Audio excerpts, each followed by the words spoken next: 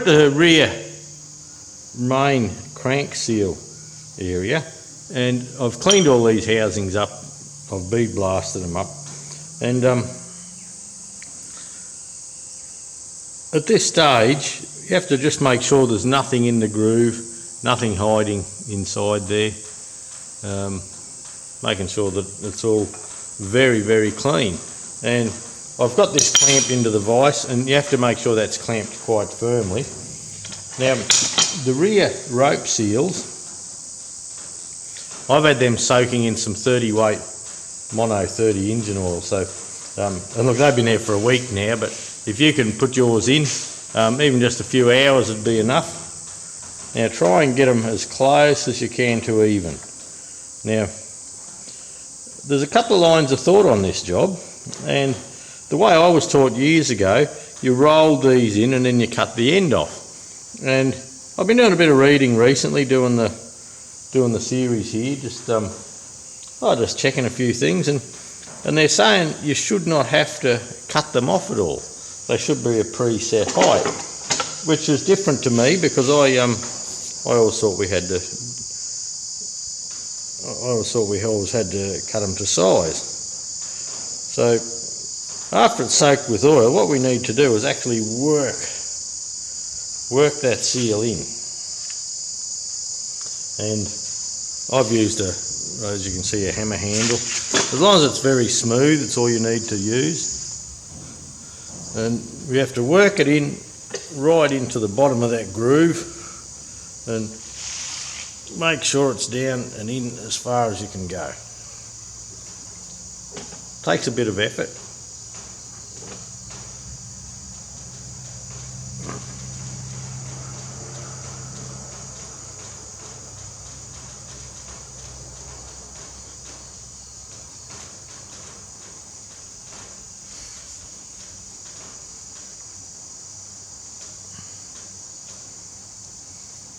At this stage, there is no way that end there doesn't need to be cut off. This one here, a little bit of stick up there, that's okay.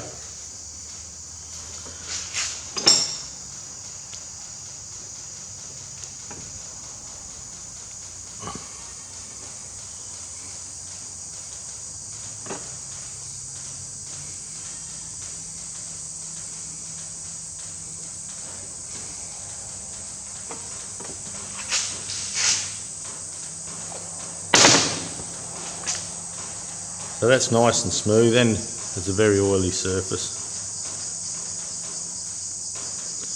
That's sitting down nicely. I don't think I can roll that in any further.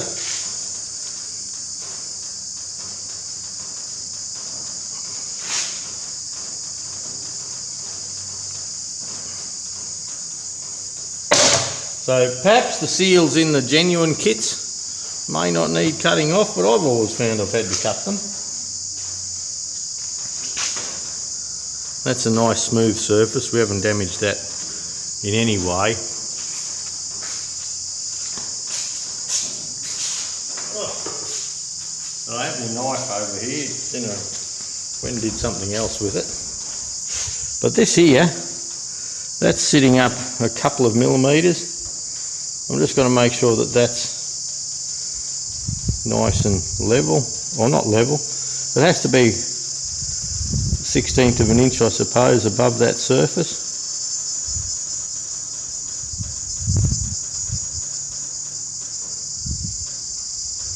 And the hard part is not getting a little feathered edge. You don't particularly want a feathered edge on this.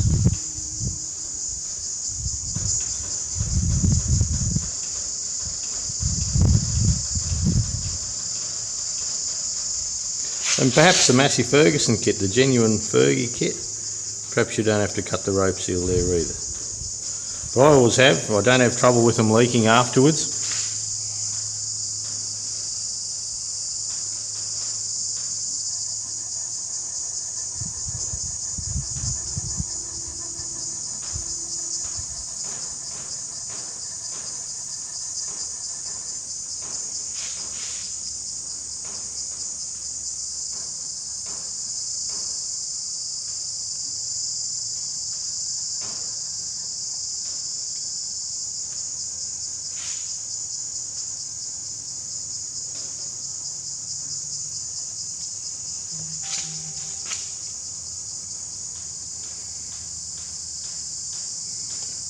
Let's try. I do have a feathered edge there now I've got to get rid of.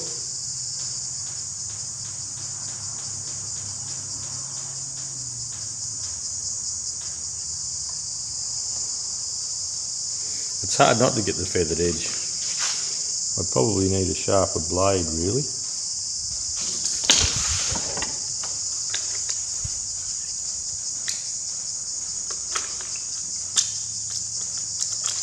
And here's one I prepared earlier.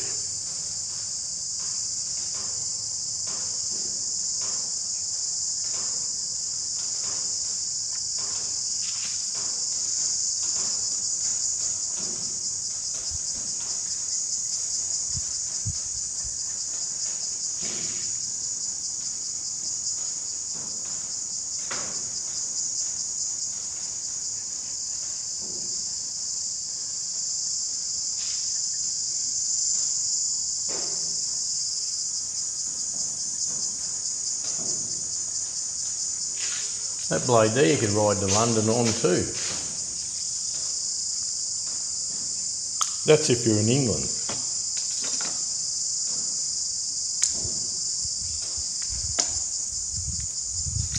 If you're in Australia like I am, it'll be quite a lot larger trip.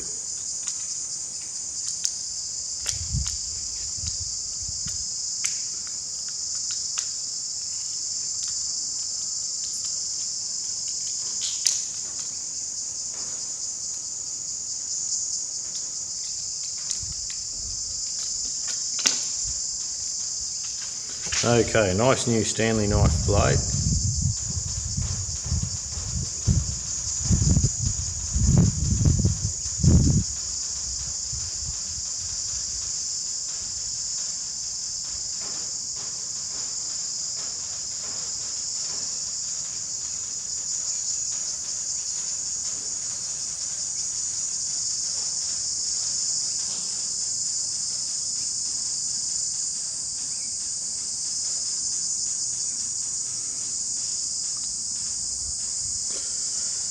That's about as good as I can get it. Tiny little feathered edge here.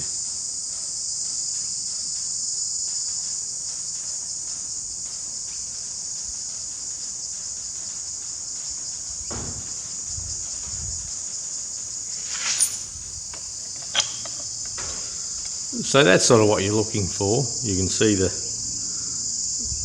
it's pressed right down in.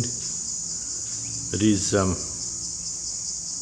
fairly even on each end here, and the two halves they'll actually push that down a little bit further yet and lock it in. It's got oil in it, so when we start the tractor up, it's got a good oily film in here, so it shouldn't burnish or polish this seal from lack of oil. So I'll do the other one and then we'll come back.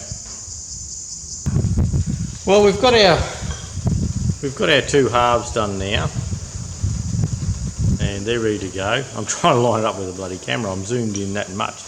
I might bring it out a little bit, just to give me a bit of room. And so first cab off the rank, there's a gasket, and the gasket seals in behind these fellas. There's a little line there that helps seal around the bolts in the gasket. But look, what I do with this, I just use a bit of number 3 aviation, something like that. Your favourite goo.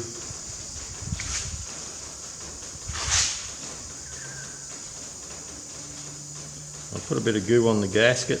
And look, other blokes, I've seen fellas have just as much luck just by putting grease on the gasket, so suit yourself. This seems to, I don't know, I've done it like this. You get stuck in a rut on how you were shown years ago sometimes. And yeah, you seem to follow that along for many years, and until you have reason to change, you don't.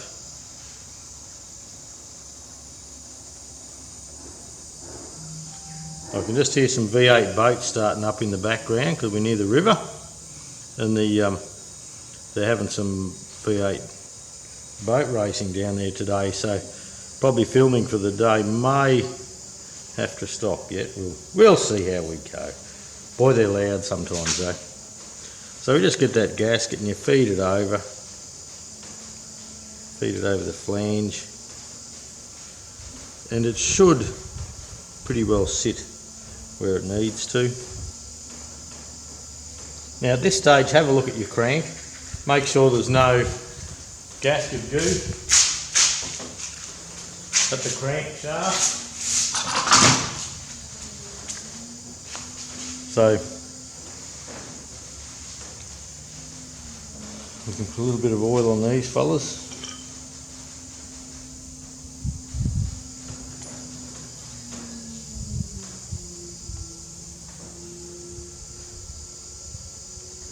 And I always just put a little Loctite around the outside here, not up close, just around the outside. I don't know, something else I've always done.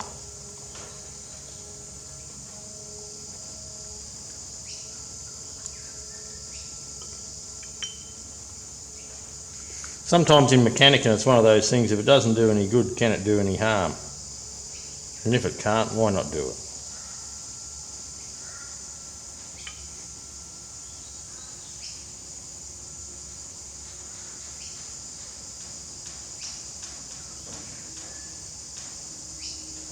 A lot of people don't like doing this, but I've never had a problem with it. I just like to. It doesn't say to do it in the book or anything like that.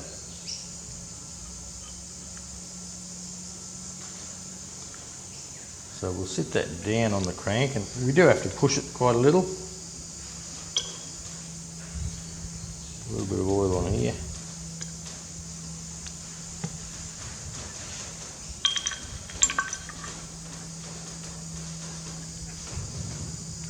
Bring that up.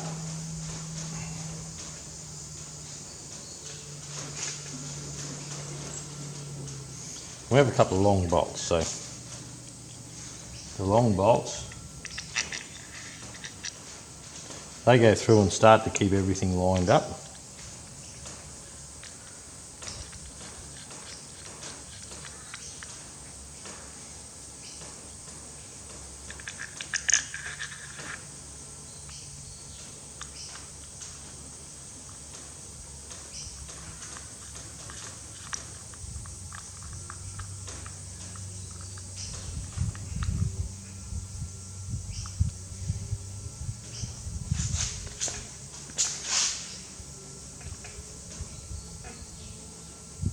At this stage, have to excuse my noggin.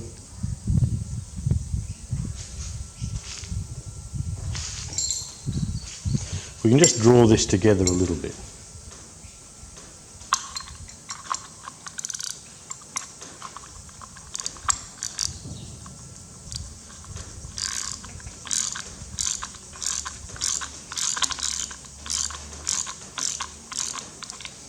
Don't do it tight.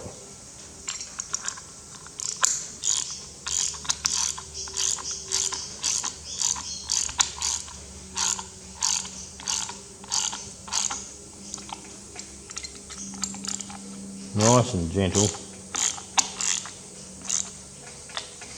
Now around there, you should be able to shuffle things around a bit and start putting these bolts in loosely. So the bolts have a nut, a bolder spring washer than like a flat washer because they're going onto aluminium.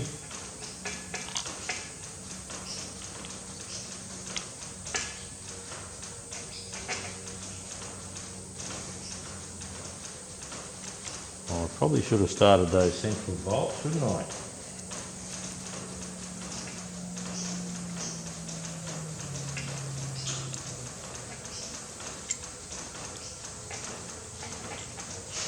If I can line that hole up, we should be pretty well right. Should give us movement.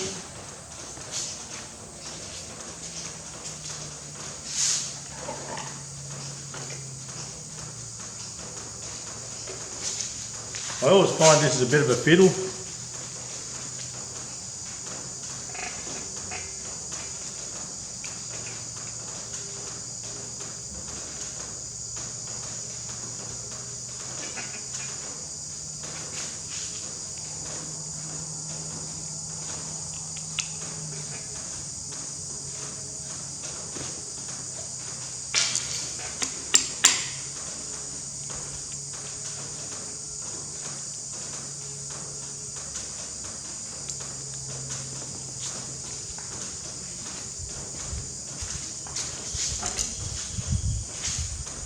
The big Phillips screwdriver, it can come in and help.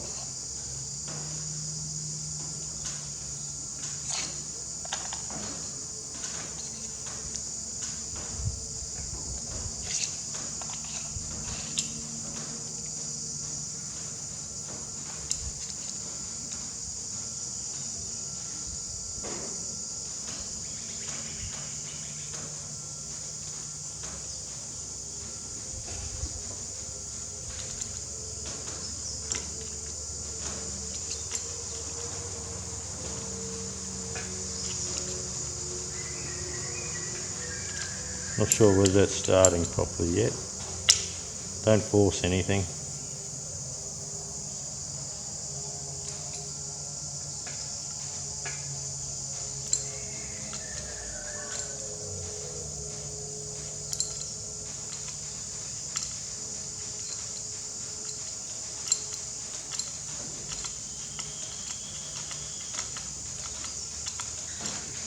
There we go, that's just starting.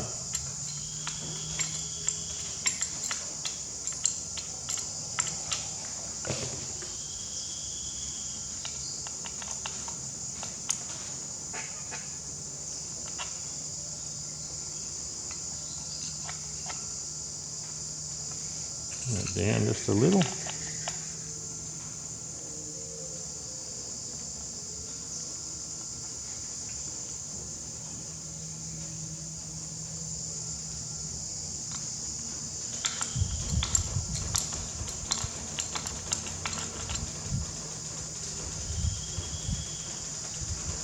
Yep, we have a starter.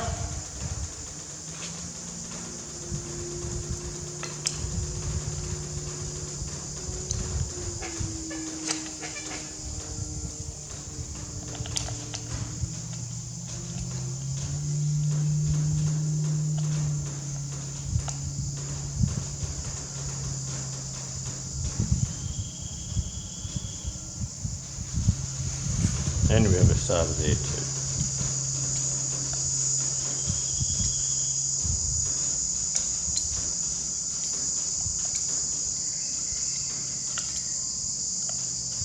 Now these bolts here, I usually take them up till they're barely firm. The idea is that we line everything up as we go.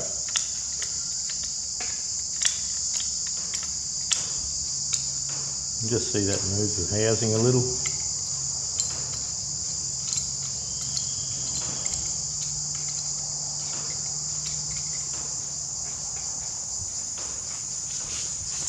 On bended knee.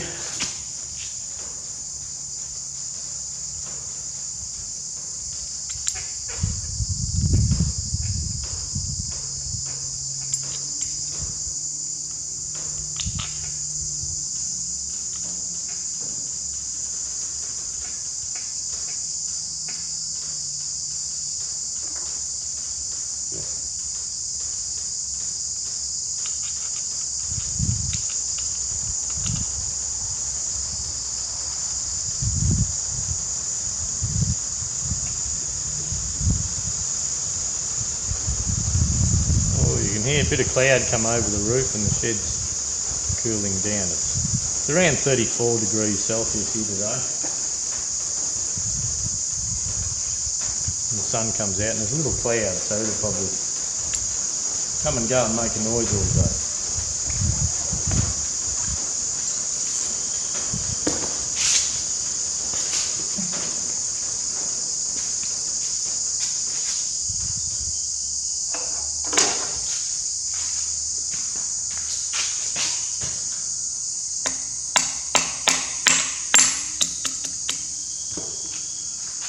Just lining that bolt up real quick to put in earlier.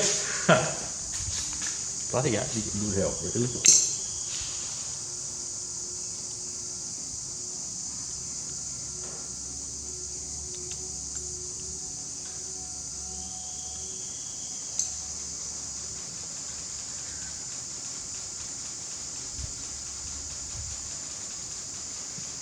Here's what it might have a start.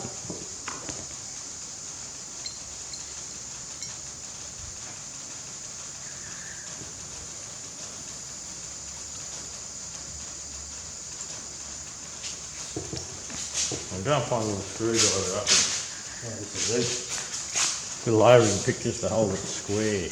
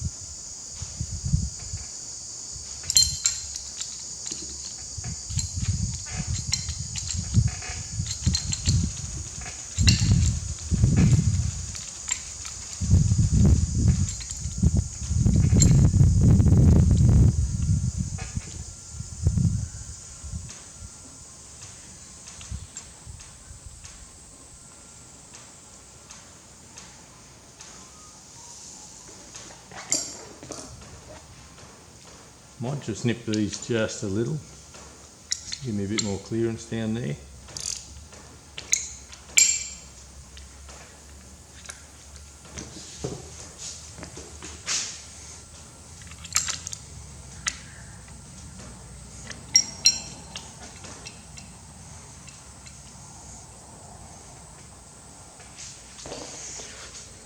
That's around the back of the camera.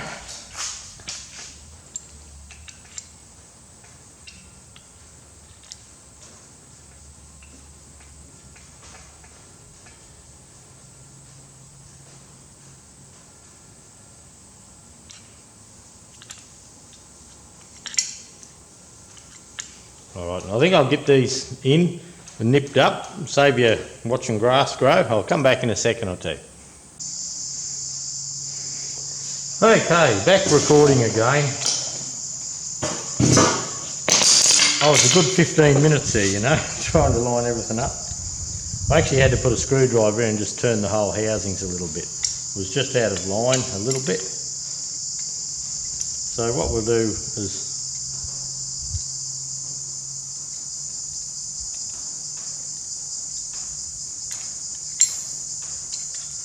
just nip all these up just a bit firmly.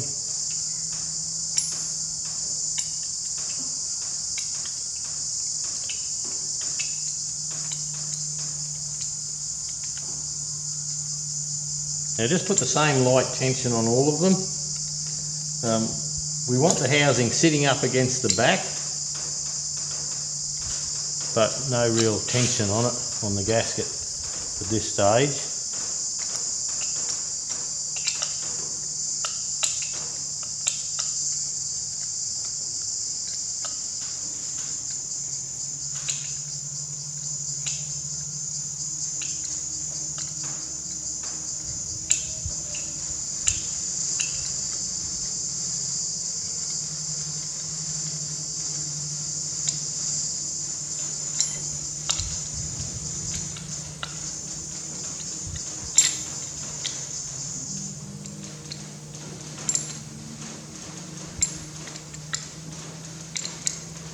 And all I'm doing now is tightening it up until you can see just a little pressure come on the gasket.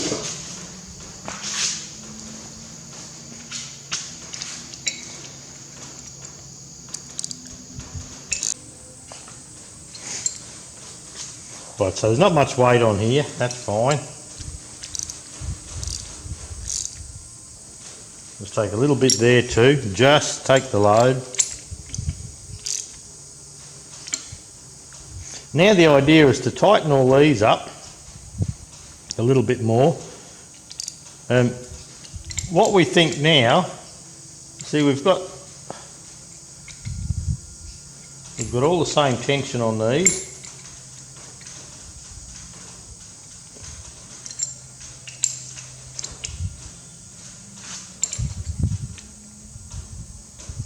So we know the housing's sitting up against the block nice and squarely, but not over tight yet. We still have to tighten this, if you remember.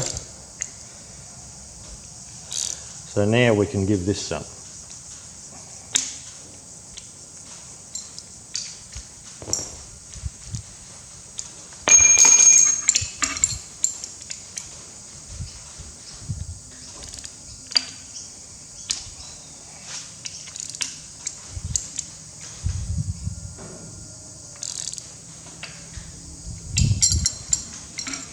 I'm all crossed over here working around the camera.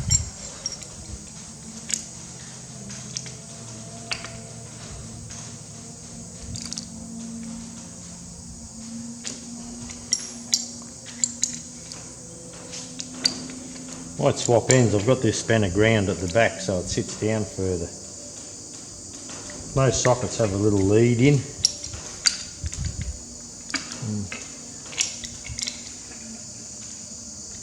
No, that's tight.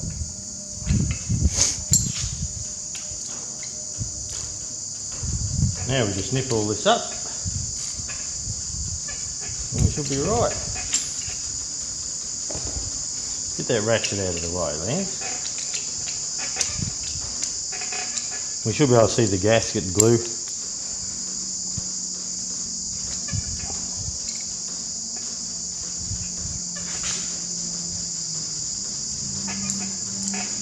So we can be pretty sure we haven't buckled the alloy housings because we've taken it all up together.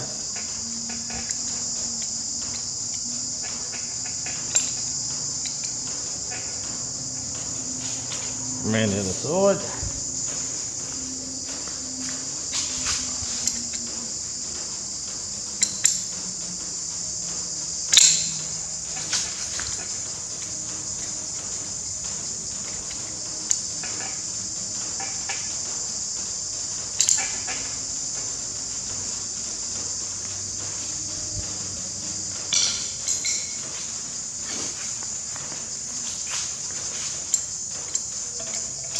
They're very short nuts, these fellas, so I'm just putting the spanner up on top so I can give it a little bit without it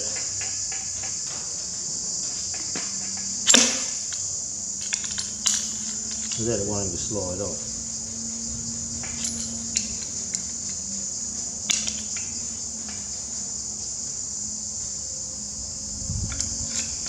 I suppose you'd be looking at 30 foot-pounds, something like that, 25.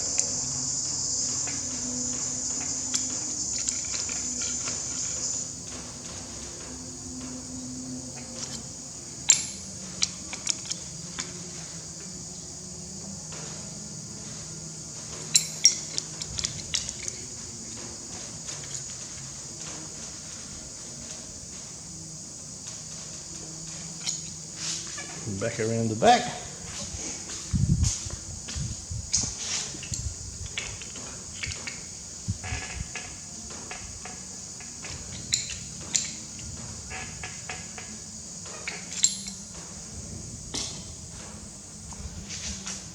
And we'll get another spanner.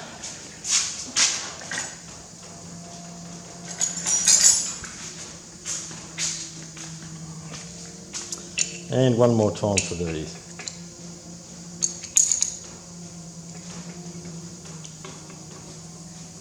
Nice and tight.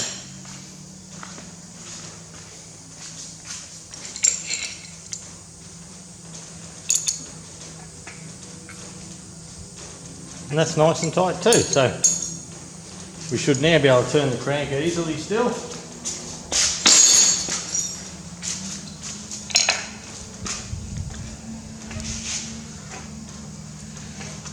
No troubles at all.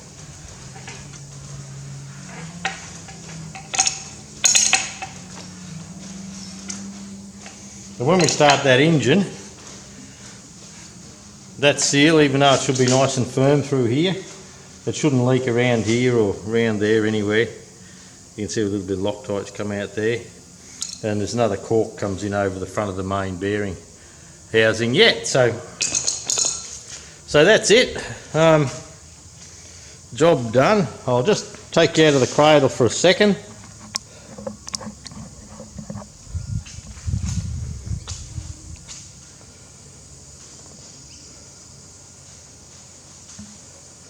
That's all it through here. There's where another cork goes. Well, that should be okay, I think.